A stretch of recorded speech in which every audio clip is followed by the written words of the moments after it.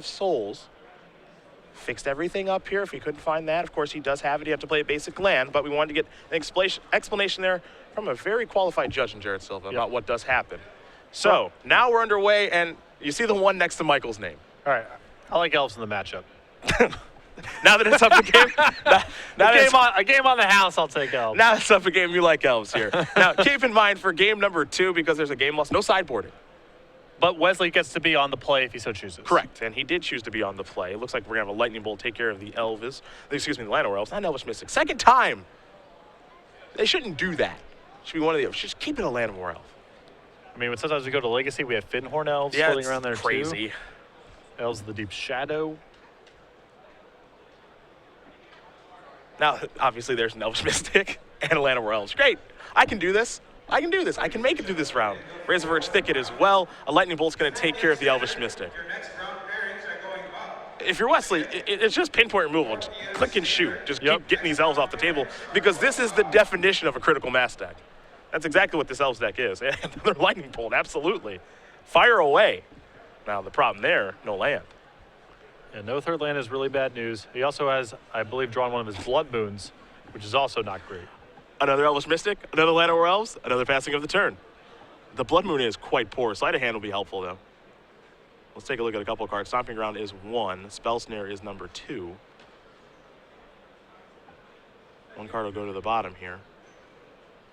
Stomping Ground will enter the battlefield tapped, pass the turn back, see if the twin player can work towards executing the combo. I think he's got the pieces. No land number 4. He's underneath very much pressure, so that's good. Though this could pick up pretty quick here.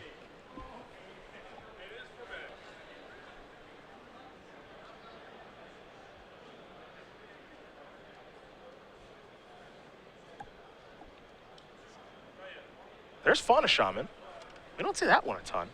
That's a one of, I guess it's fine to draw, and there's some weird spots where you would chord for it. Might be okay collect accompanying to that as well. Yep. And you can search for your other bullets too. Where's land number 4? And passing of the turn. I love not playing the land. That is really sneaky play there from Wesley. Yeah, but I love it. Michael's going to be sitting here thinking, what are the odds he can combo off?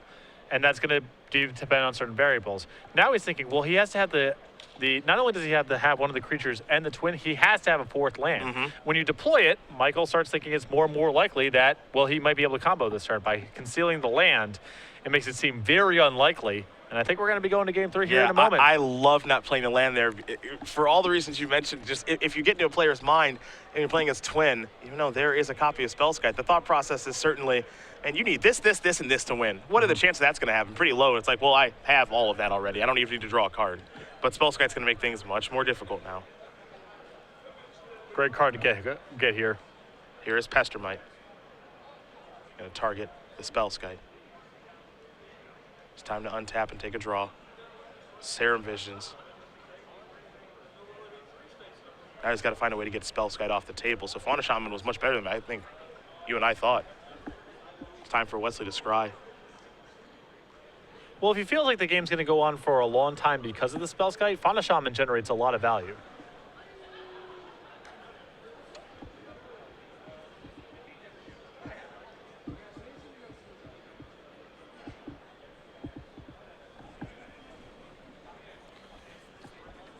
Here comes Pestermite. But this Spellskite's very problematic for Wesley to get off the table. He's got one main deck copy of Roast, which is great here. One main deck Cryptic Command, but we're pretty far away from that being castable. There's Blood Moon. Take that, Razorverge Thicket. Yeah, sure. Yeah, I guess he might as well cast it, right? He's doing nothing else, right? Yeah. It's not like he has cards like Tormenting Voice or Faithful Suiting in his deck. Can't take it with you. Yeah. Or a Brainstorm to put it back and shuffle away. We're not in that format. Ha-ha! Shut down the Nykthos. Oh, nice. All right, pulling its weight. Elvish Champion and Azuri in hand. And really, the world is his oyster here because of Fauna Shaman. Yep. What would Michael Malone like to tutor up with Fauna Shaman? You know, the thing about Fauna Shaman, it's obviously compared to Survival of the Fittest, but there's a big difference between a creature and an enchantment. and being able to use survival multiple times a turn, and Final Shaman you can't. I mean, Final Shaman is a very honest survival of the fittest.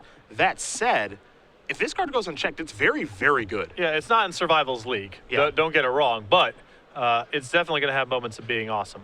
Missouri Renegade Leader was the play there from Malone, and he's setting up for a big turn.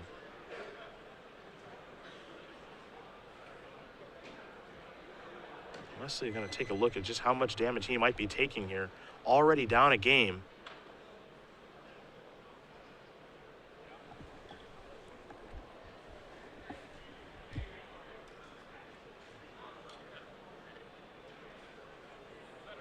There's Scalding Tarn. Can't sacrifice that because of Blood Moon being in play. That's not going to happen, my friend. It's going to be a mountain. That's the last thing that Wesley needs. Yes. that's for sure. It's been a tough couple of minutes for him. Yeah, I mean, this game's already in rough enough shape.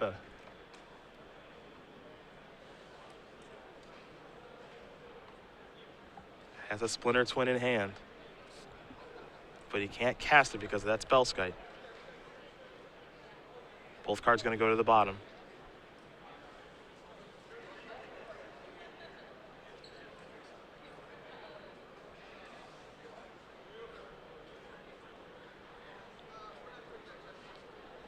All you can do is pass the turn back. Would have loved to be able to sacrifice a Scalding Turn for an island so he could snap Caster Mage back a Serum Visions or a Sleight of Hand. I think that's the issue. There's a forest. That's land number 5. Remember, Missouri only pumps elves. Now, there are plenty of elves to pump, but Spellspite will not get any bigger. Here's Snapcaster Mage. Gonna target Lightning Bolt. Wesley essentially needs Michael to forget that there's a Spellskite in play. Yeah, I have a feeling that's not gonna happen. Gonna redirect that way. It looks like everybody's coming into the red zone. Burp, burp, burp, burp. And as anticlimactic as that may be, we still have a Grand Prix champion here in Michael Malone. He gets the job done with elves. It's a trophy all the same, my friends. Oh, absolutely, and there's a lot of enthusiasm coming from the gallery right now. Michael, I believe, a Florida player, a lot of support in the crowd there, and exciting win. Obviously, we would have liked to see a 2 out of 3 set, but still a Grand Prix champion nonetheless, and with a very cool deck. I'm sure the community will be very excited about. Yeah, and we're going to talk about this deck a little bit now, too, because coming into